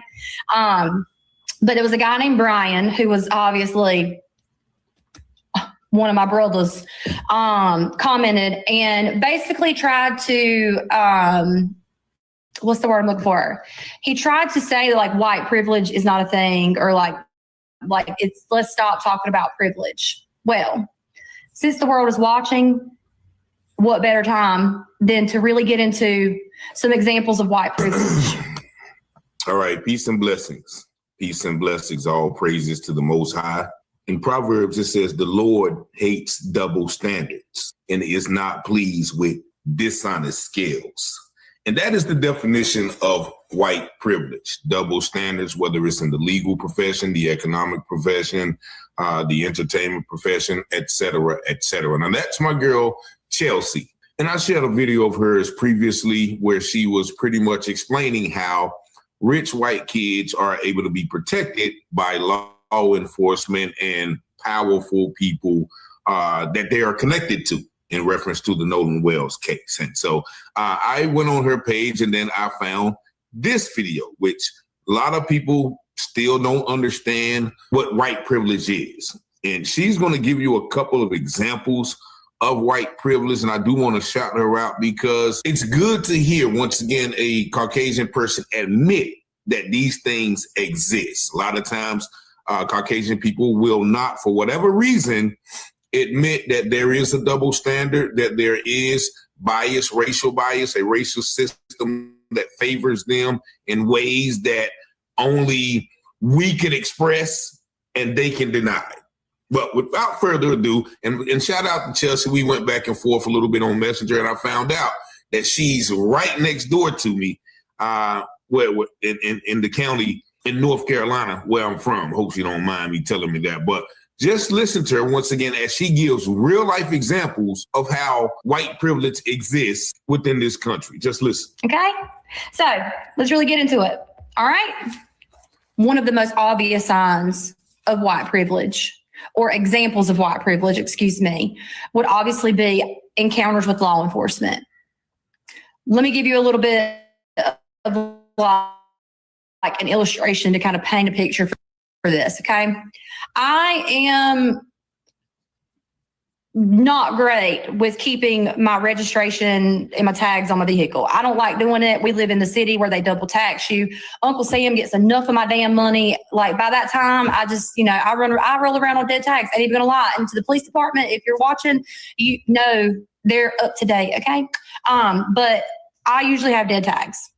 There was a time a few years ago that I got pulled over for my dead tags. Both of my children were in the car, okay? I get pulled over, and I am completely annoyed at this cop for pulling me over. Granted, I know what I've done wrong. I know why he's pulling me over. I'm just annoyed at him because I'm like, don't you got other things to do than pull people over for tags? Like, don't you know we're all broke out here? And so anyways, he pulls me over, and as soon as he comes to the window, I definitely give him a not so great attitude. I wasn't rude, but it was very obvious with my nonverbal communication that I was annoyed that he even pulled me over in the first place. He ended up making like a little joke, and I remember my oldest in the back in the car seat, he said, "Mommy, are you going to jail?" And the cop like laughed it off, and he was like, "No, buddy, your mommy's not going to jail. Like, she just needs to get, her tags renewed on her car or whatever." That alone, I know, because I have so many people in my life that I love that don't have my same skin color that are petrified of getting pulled over by law enforcement. Petrified. Furthermore, I don't think that they would probably have gotten the attitude with law enforcement like I got, because it's not even something. See, that's the thing about white privilege. You don't even realize or recognize that you have it. Because I was just so annoyed at the situation that I didn't even think like, oh, this is a cop, I need to like get my attitude adjusted. No, I was ill at him for pulling me over. And do you think that do you think that people that live in other skin colors could do that? Probably not. I mean, there are people that I know that have been pulled over for like a headlight, and then, the cops asked them to get out the vehicle, search their vehicle for things that weren't even there. All right, and I'll put a pencil in it right there. And once again, shout out to her. I'm just like her, though. Like, I do not like giving them money for tags and insurance and all that. So, but I do it now, though. But nevertheless, like, I am just like that. But that's one of the major things that I see where, Caucasian people are able to cuss law enforcement out, do this, do that. Yeah, like, yeah, give me my ticket, snatch it, and they get to ride off into the sunset. Right. And so then when a black person gets that same attitude with the cops, they're told to get off the car. They're told to be quiet, or you say one more word, you're going to jail. Right. And then if that happens, then people will say, well, he should have been driving without tags. Right. Now, say on the reverse, if they would have did Chelsea like that, when she got an attitude and took her to jail and beat her up, the first thing white people would have said, well, why did they do that to her? It was only dead tags. So that is the double standard that we have to live under. And actually, right after I saw this video, I actually ran into this video, which is two white men showing the same example of white privilege. Just like this. Whenever you hear white people talk about white privilege, well, I didn't have privilege. I grew up, I had a tough life, and I had to do this. I had to work for everything I have.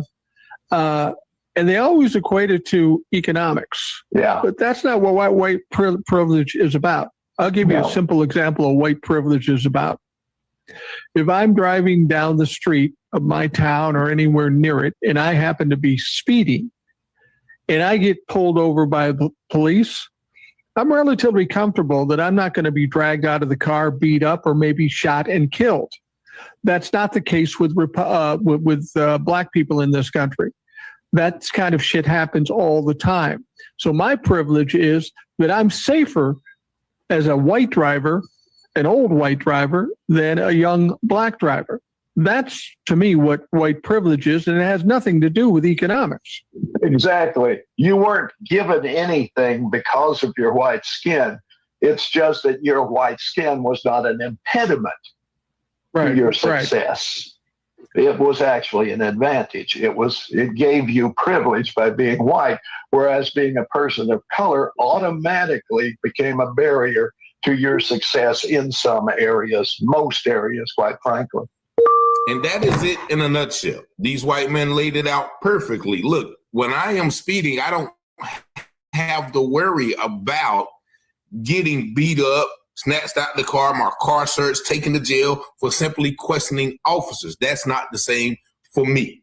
And the man at the end put it perfectly. Look, your whiteness didn't give you anything, but it didn't hinder you from anything. It was actually an advantage. But our blackness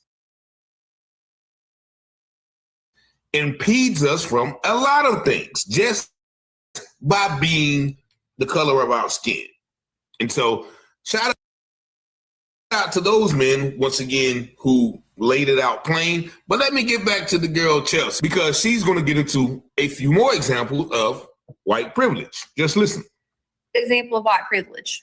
Another example of white privilege. I have mentioned before, I do in-home visits with patients. Here in the South, there are still some patients who don't feel comfortable with brown skin colored people coming into their homes. So they will specifically request a Caucasian female to come into their home. It is 2026, y'all. And I'm not like every patient does that. Patients have rights. Don't get me wrong. But think about that. So there are some patients that probably are that the schedulers have to wait to put on my schedule because they have to fit the, I don't want to say it's a requirement, the request of certain patients. So we're still in an age where some people don't even feel comfortable if someone with brown skin comes into their home. I'll have you know, my door is always open, okay? Another great example, conviction rates.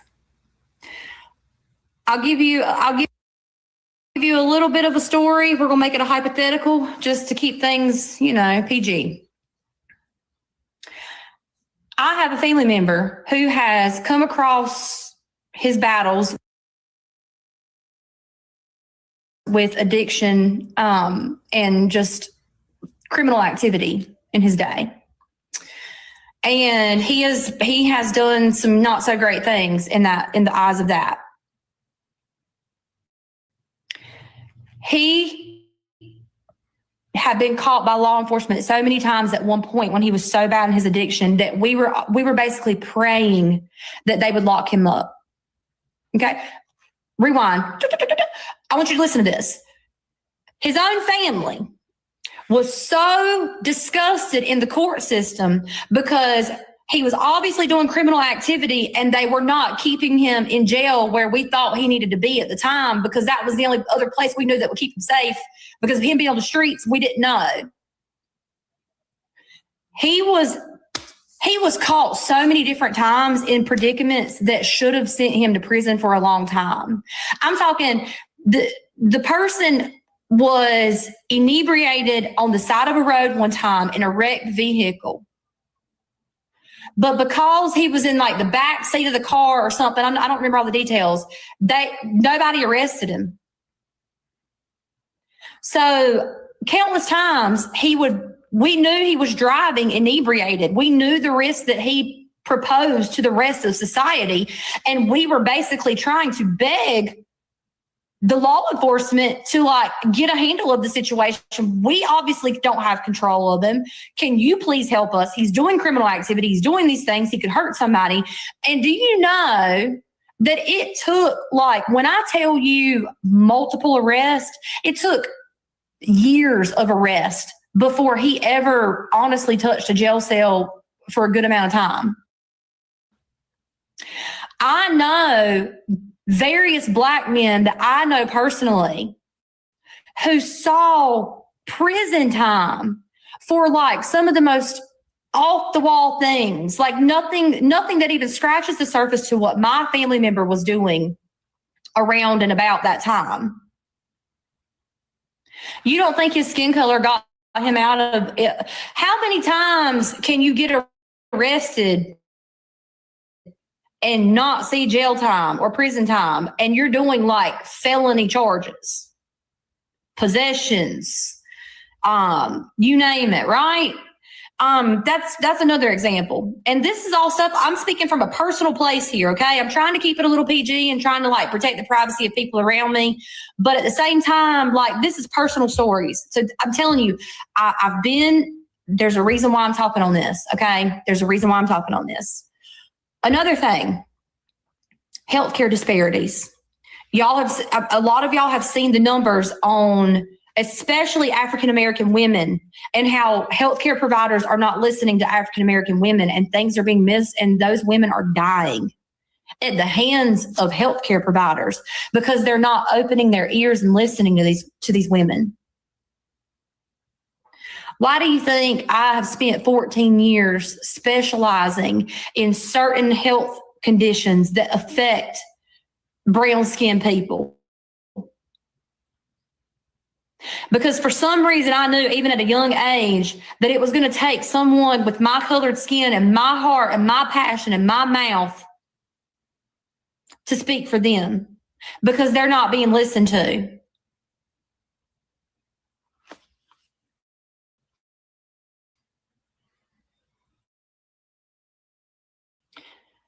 And that kind of ties into, I feel like Black people have been saying this out loud for a long time and like acknowledging and recognizing like white privilege and the differences, but they've never really been heard with it, right?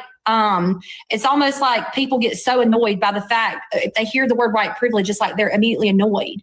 When you should not be annoyed, you should be nodding your head. Yes, white privilege very much exists. Very much exist. Another great example, here in the South, when the ICE raids were like really, really popping off all around us and on the news, nothing changed for me during the ICE raids. Nothing changed for me. You want to know what changed? Every brown-skinned person around me during those times were completely scared to death. Even people that are legal citizens of the United States, they were scared to death. I can give you an example of someone I know and love dearly who was, I want to say maybe Mexican born, but now a citizen of the United States. When the ICE raids were happening, she was so worried that she was going to be caught out in public that she was taking her American passport with her everywhere that she went during the ICE raids, just in case she got stopped by some stranger, some unnamed masked stranger. She carried her U.S. passport with her just in case because she was terrified. Because I don't know if y'all remember those ICE raids, but they were taking people out left and right with not a care in the world, just trigger happy. Do you think anybody that was Caucasian was worried during that time? Sure, there were some white people that passed away actually trying to take up, speak up, protect brown-skinned people, and that was just such a tragedy. But most white people, nothing changed for us. I never took my passport to the grocery store to work. I never worried about ICE stopping me. Think about that. So many people lived in fear during those raids. People that were even natural-born citizens, but families' lives. Does that not, like, wake up, y'all? Wake up. White privilege exists, and it's important to just acknowledge it. The more you acknowledge it, the more that you talk about it, you're making, obviously, like you're acknowledging that it's a real thing. Then maybe the more that you talk about it, the more awareness will come with it. That's all I'm saying. Why, if I have this colored skin, and I'm not saying that I'm invincible by any means, because let me tell you something, I can get, the same things can happen to me essentially. But 99% of the time, because of my skin color, I don't have a fraction of the fears that brown-skinned people wake up and live with every single day. I think back to, I can't remember her name. I think back to that poor woman. Oh, this is going to start a fire under my tail. That poor woman who, I don't remember if 911 was calling her. Anyways, she was in her apartment, cops were called. And I want to say that like she had some mental health issues, but like other than that, she was not violent, anything like that.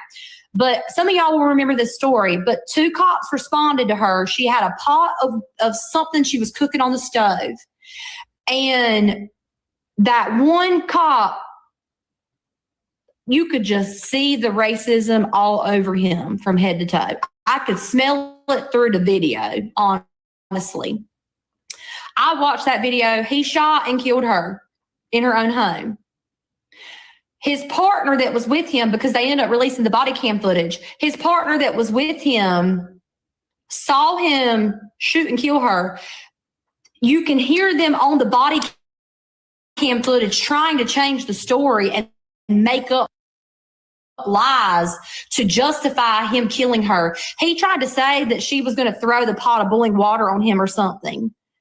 I don't remember, like I said, I don't remember if she called 911 or if someone else called 911, but if she called 911 for help, can you imagine you call the police for help and then you die in their hands?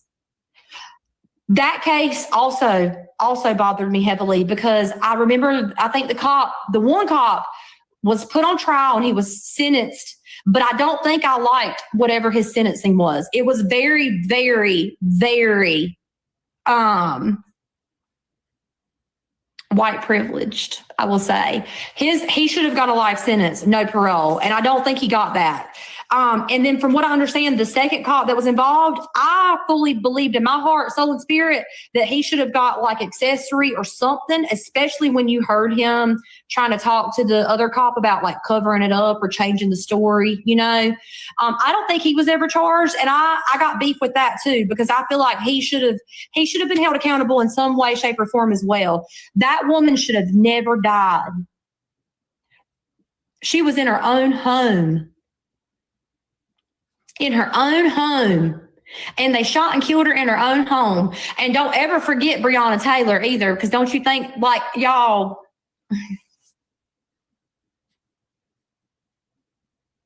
I'm just getting started.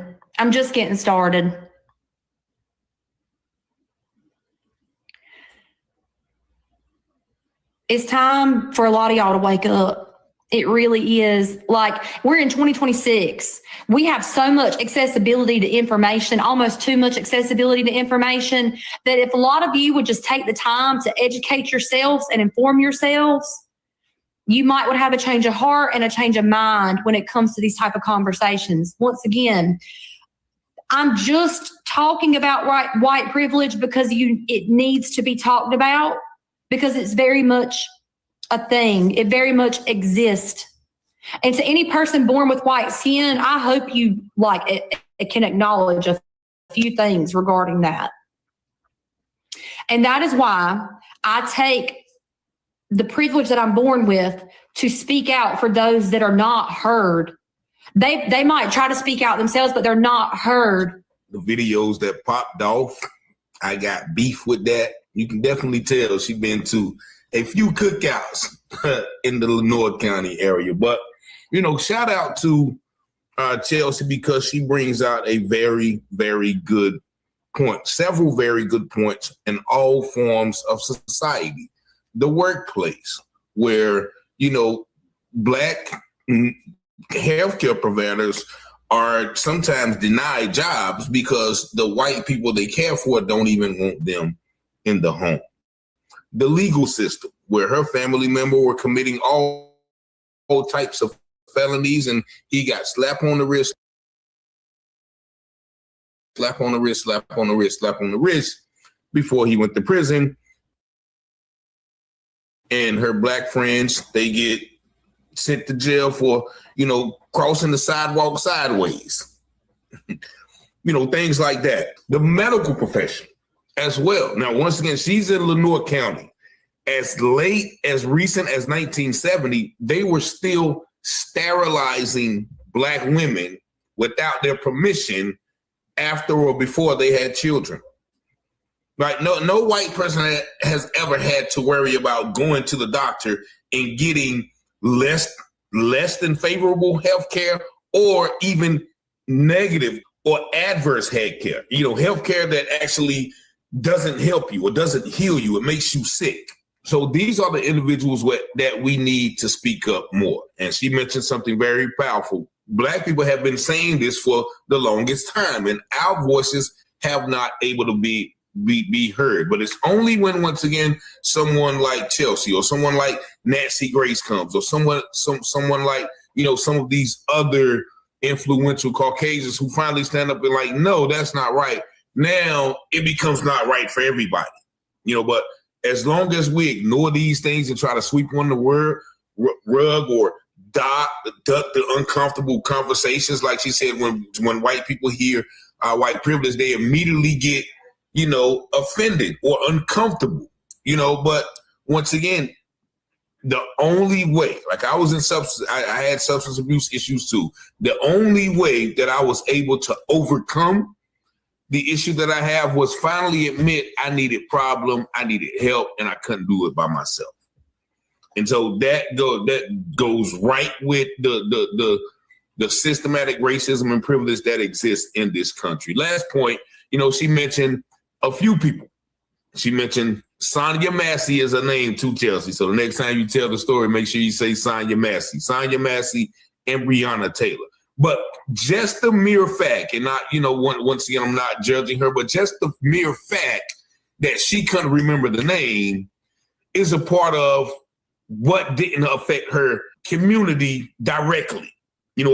But every Black person knows Sonya May. Like we can't forget what happened. We know Breonna Taylor and things like that. So it's once again, I was in recovery out in West Asheville, and I would go to places every Saturday. We had the fundraise, and I would see nothing but white people in some of these cities. Like I would go to some cities and be standing at Walmart all day and would not see a Black person. And then that's when it dawned on me, when I started thinking about all of these things, when George Floyd and Breonna Taylor happened after I left recovery, I was like, that's why some white people don't get involved with it, because there's no Black people who live around them. Like it doesn't, they can't even like they don't even know any Black people. So, the only interaction they have with Black people is what the media tell them or what they see on TV. And so, but yet and still, it takes people like Chelsea to bring these things to her community and call out her community, because we've been calling out her community for a long time, and we get no results. So once again, shout out to her for giving those real life examples, real life proof that these things exist, and there is a systematic problem here in America as it relates to us. And so with that, we see what's going on with the Nolan Wells situation. If that was a white child who went out with 30 Black people to the bike week in South Carolina, and he doesn't come back and nobody knows what happened to him, you can best believe all 30 of the people who rode down the motorcycles with him is going to be under federal, and like phones will be, like every message will be shared, like everything would be, they will leave no stone unturned to figure out what happened to that white boy. But once again, shout out to Chelsea, man. Y'all let me know what y'all think about her transparency with white privilege in the comments. Y'all see the number 9.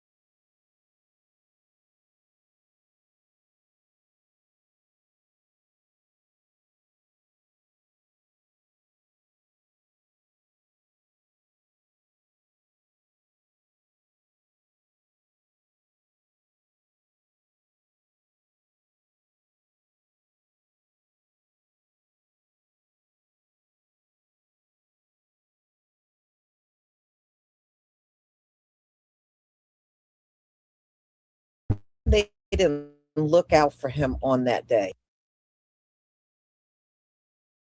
but you're a best friend.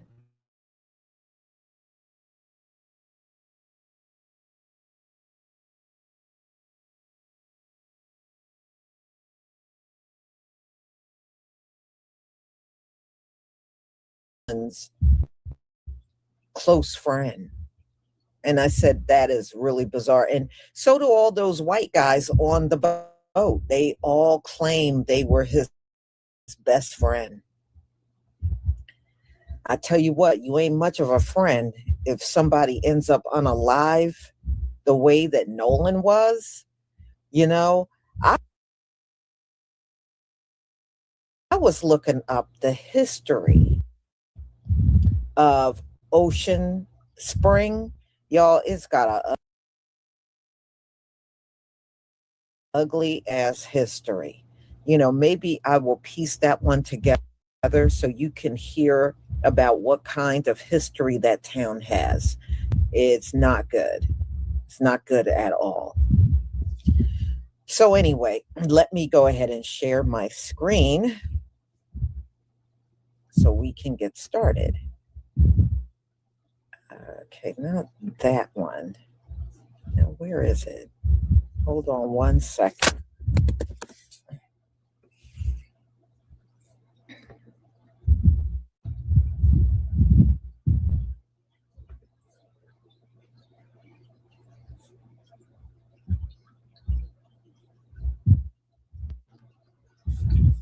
Don't tell me this thing.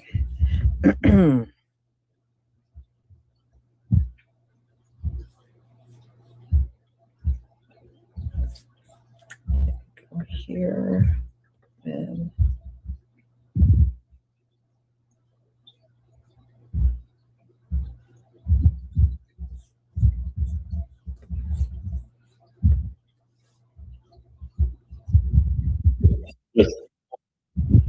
okay, I got it.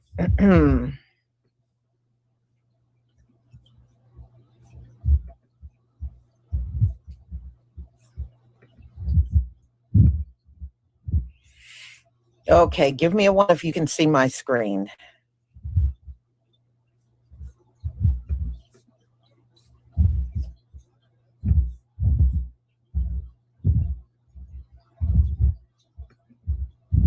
Thank you.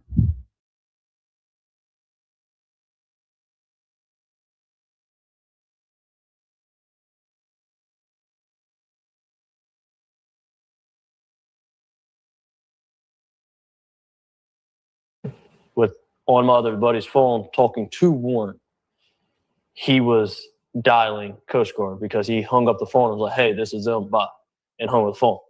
And that was the last time I talked to him until the next morning when we all decided, well, when I woke up about 7 o'clock that morning, we had all decided that we were going to go out on the boat and go look for Nolan. Wyatt had already had his boat still in the water. We took that boat out. It was what day are we talking? That's Sunday morning. Sunday morning on the 6th, the 5th? So it's Saturday the 4th was the 4th of July. Mm-hmm. The 5th was Sunday. We were on the water from 9:45 to 11:50, 12 o'clock era, about lunchtime. Mm-hmm. While we were on the water, we talked to a rescue guy, and he told us to get off the water and said that they kind of had the island and the water under control. That's the professionals, man. Yeah. They told us to get on social media and find out any information we can. And by that time, we had already talked to a good amount of people out there. So it just made sense. So we went back in and we concluded our search and started the search off socials and started sharing everything we could and try to get a hold of anybody that could have talked to Nolan, that Nolan possibly would have reached out to. And that led into the night. It led all night long. I didn't sleep at all Sunday. Monday, I was up at 5 a.m. I was putting fuel in our boat at 6. I got told that we were taking out another boat to Chandelier at 7. So I put my boat back on the lift, and I went to McDonald's, and then I got the news after I left McDonald's that his body was found. So it was already a plan. that we were going and searching and trying to do everything we possibly can. And that's all I wanted to do. Is I wasn't there to help him out in his last minutes, but now I feel like as a friend and as one of my guys, man, I do everything in my power to help now. And that's why I have reached out to the family. I have donated to the family, and I have giving them just your normal death gifts, I would say, as you pay your respects. And Do you think Benjamin Crump being involved in this case made it better or worse? 100,000 times % worse. Because why on the Tuesday after where has your civil rights been broken? Where has it been shown? You brought Benjamin Crump to stir up a community that's already tight-knit. Yeah, we might not be best friends with everybody, but I promise, if you're talking about Ocean Springs as a whole, Ocean Springs is going to have Ocean Springs back 110%. We back each other. Everybody I've seen, we back each other. And for them to push this narrative and really push it just shows me is like you have no idea who you're dealing with or who you're messing with. And I think he's taking the grieving parents and manipulating and turning this and making it sound all bad, because nothing's like that at all. No. Have you gotten death threats? Or, because I know that the other young men that I spoke to about this, especially the white young men, they're getting all kind of death threats. They're being accused of killing Nolan. Did you get the same backlash and threats that some of those guys have gotten? Yes, I've gotten the death threats per se, but I've also gotten the threats along the lines of where it's like I've been cast out of the Black community. Mm. I've been called white. I've been called a wetback. All these things. I wasn't there to help him out in his last minutes, but now I feel like as a friend and as one of my guys, man, I do everything in my power to help now. And that's why I have reached out to the family. I have donated to the family, and I have giving them just your normal death gifts, I would say, as you pay your respects. And do you think Benjamin Crump being involved in this case made it better or worse? 100,000 times % worse. Because why on the Tuesday after where has your civil rights been broken? Where has it been shown?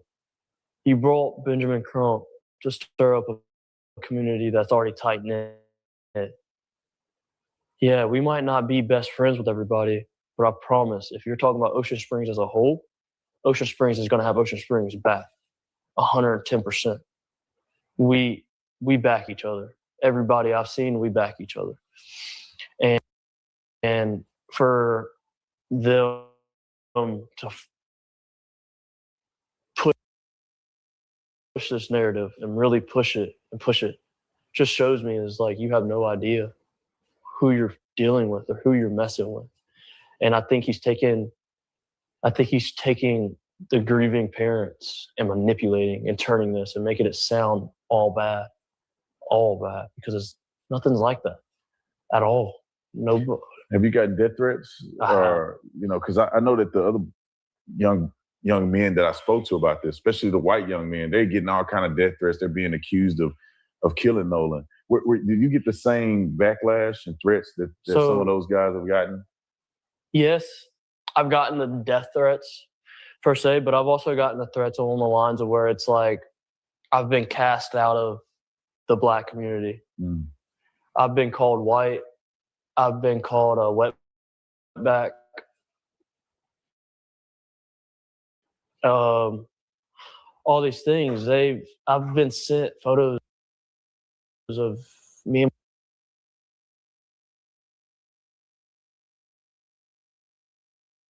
his best friend. Nolan's mother said on television that as if she don't even know you. Have you spoken to Tristan since Nolan's passing, and how are you responding to his account of what happened? So first of all, we don't know Tristan. We've never met him.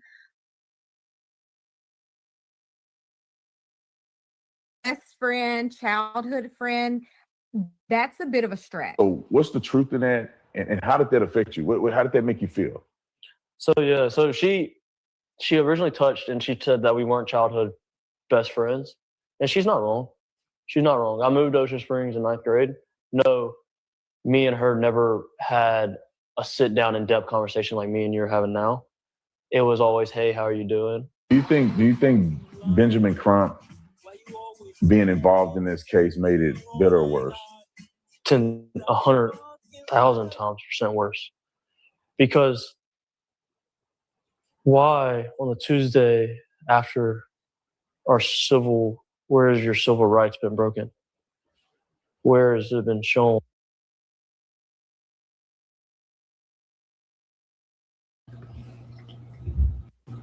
And now my thing is, if the parents don't even know who this is and never really met him before, and he's claiming to be a friend, why is doing him? I would think you would stick with whoever was on the boat. This guy was not on the boat. Okay, he was not on the boat. He might have been on the island, but he was not on the same boat that Nolan was on. So my thing is, what's the purpose in interviewing this person? And he really showed a few photos of him with Nolan, but I just find it really strange that the parents don't even know who this dude is. So you're interviewing him for what? I don't get it. Okay.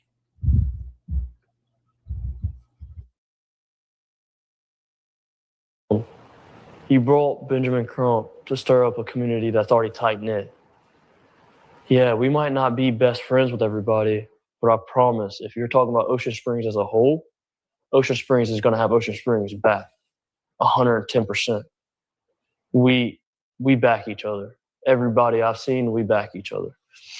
And for them to push this narrative and really push it just shows me is like you have no idea who you're dealing with or who you're messing with. And I think he's taking the grieving parents and manipulating and turning this and making it sound all bad, because nothing's like that at all. No.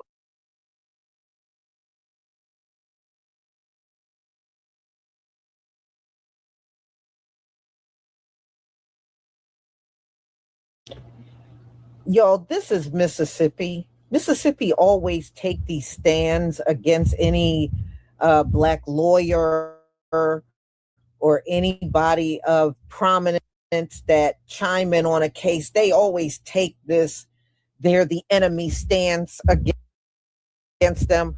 I don't see Ben Crump doing anything other than his job.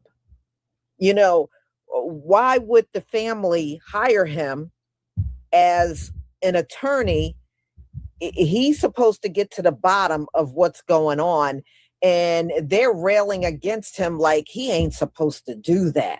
Even that old funky ass governor down there in Mississippi was trying to lash out against Ben Crump. Okay, so you got all this stuff to say about Ben Crump, but you have nothing to say about those teens that been lying all along. You don't have nothing to say about that. See, this is why I don't trust this case being in the hands of Mississippi. I don't trust it. From your governor down to the sheriff's department, All y'all doing is spending your time showing disdain for Ben Crump instead of focusing on getting to the bottom of this. But see, to the bottom of it is trying to get all these charges off of these teens. So they want the grand jury because the only one that presents to the grand jury is the prosecutor. The defense have no say. So that's why they want this to go to a grand jury. And I would not doubt if the grand jury is white and they come back and tell everybody, oh, this was just an accidental death. That's what I really think this is what's going to happen, because this is how Mississippi has been operating all along. It's not going to be any different now. It's not. It's going to be a grand jury that's going to be slanted in the favor of those white teenagers that was on the boat. But they got the nerve to talk about Ben Crump and race and all this. Y'all made it about race centuries ago down there in Mississippi. Okay. It's no point in you trying to shift the blame now, for real.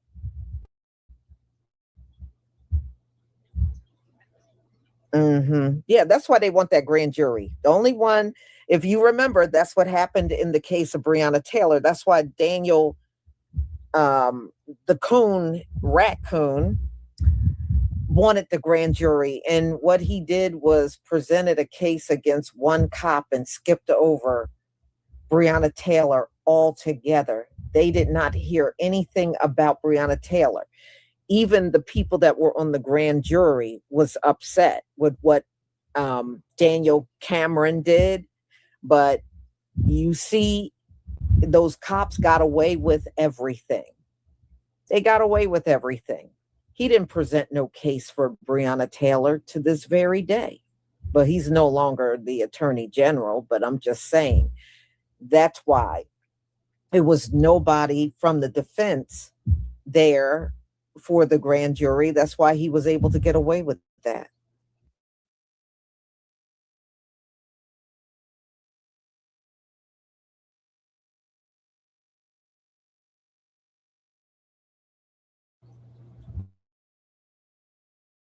And for her loss, how can that even be possible when we know those cops went in there guns a-blazing? But this is what they're going to try to do in Mississippi in the case of Nolan Wells. They're going to just have the prosecution present a side, and we know they're going to go in there looking to protect those white teens, and they're going to come out, and I'm telling you, it's not going to be not one conviction on those teenagers. They're going to try to declare it an accidental death and move on. And my thing is, I don't see how they can get away with that, especially with the second autopsy. All of his organs weren't there. They should not be able to get away with that, but they will. This is Gentile ran America, and this is how they run things. They run it where they can get out of everything, and us, we get punished for every single detail, even things we didn't do. And that's how they've been running this place from day one. So no, am I hopeful that they'll try to do the right thing? I already know they're not going to do the right thing. I already know. No, see, if they were serious about this case, y'all, as soon as those boys came back without Nolan, the cops should have went straight to their house and got their phones, got their computers, or anything else that would have given them some insight on what happened that day. What did they record when they were on that island? That's why it would have been critical to grab their phones immediately. The fact that they didn't do none of that stuff tells me they have no intentions on doing anything to those teens. They have no intentions on doing anything to them.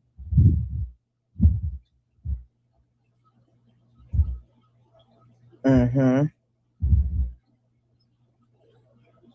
Yeah. And there's no way they should be still sitting around with their cell phones. Mm-mm. And when I saw that, I knew instantly they weren't going to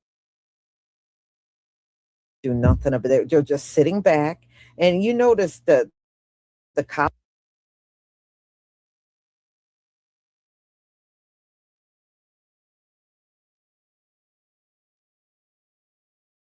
aren't giving you the sheriff's department is not giving you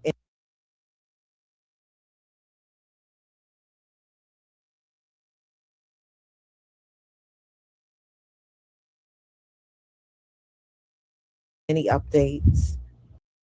They should be, tails by now, and they're not giving you nothing because they're not doing nothing.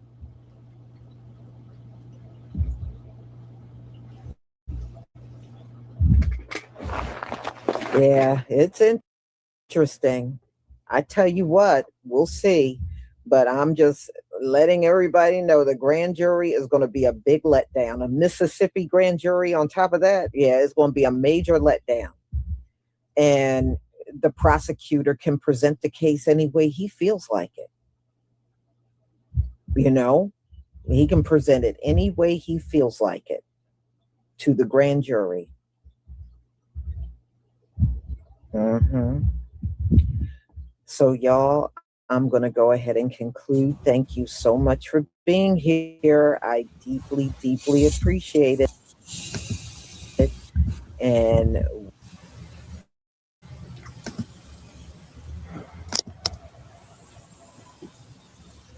Girlfriend, follow me.